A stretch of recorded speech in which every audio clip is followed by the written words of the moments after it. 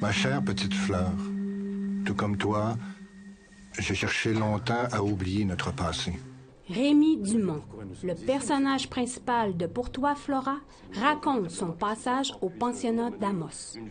Son histoire nous amène autant dans son passé que dans son présent. Allez, debout! Allez, debout! Sonia Bonspiel-Boileau est la réalisatrice et la sénatrice de Pour toi, Flora.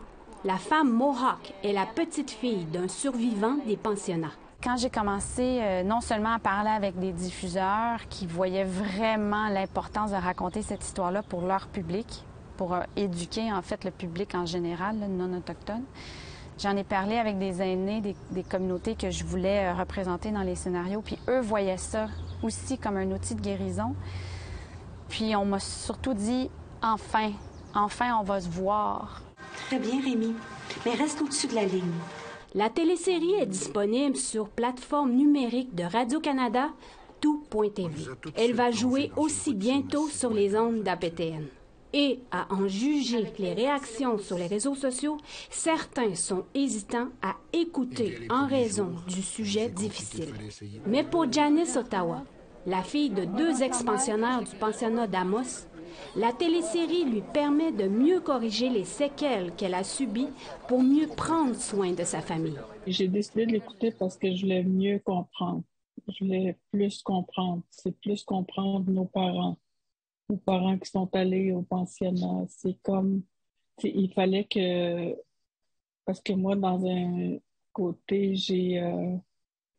on a beaucoup souffert de ça. Nous sommes la génération suivante, on a beaucoup souffert de le manque d'amour qu'on a eu de la part de nos parents. Mary Coon, une survivante du pensionnat indien de Moose Factory et celui de la Tuque, avoue s'être reconnue à travers le personnage de Flora. Elle ajoute qu'elle n'a jamais raconté son récit au complet à ses enfants à cause de la honte qu'elle éprouvait.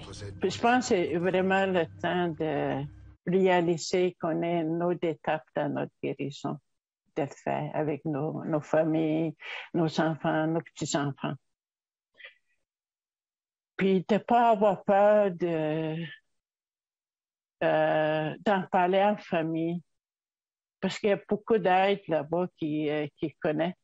Puis aussi pour le monde de connaître l'histoire, vraiment l'histoire, là, qu'est-ce qui est arrivé dans les pensionnats. On ne peut pas nier qu'est-ce qui s'est passé. Bonspiel-Boileau espère que le public verra la lumière qu'elle et son équipe ont essayé de mettre dans la série.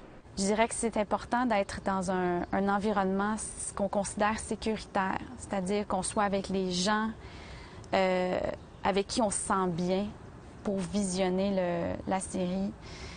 Je pense pas que c'est nécessairement une série qui est facile à visionner quand on est seul.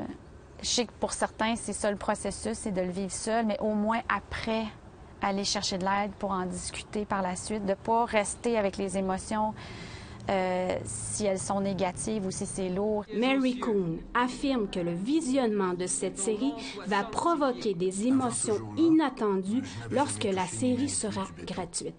Elle aimerait apporter son aide dans les autres communautés pour permettre aux gens de ventiler s'ils en ont besoin, car elle est impliquée en santé mentale. Je trouve que c'est un bon temps d'ouvrir la plaie pour l'intergénération, de les dire on est responsable, on est là.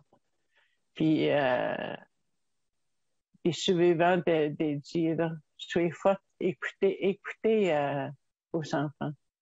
Écoutez les blessures qu'ils ont subies avec toi. Et puis, c'était pas ta faute. Pour toi, Flora, une histoire abordant une vérité historique des Autochtones au Québec. Une première étape à la réconciliation entre les Allochtones et les Autochtones. Si vous voulez visionner la télésérie, armez-vous de mouchoirs et de sauges.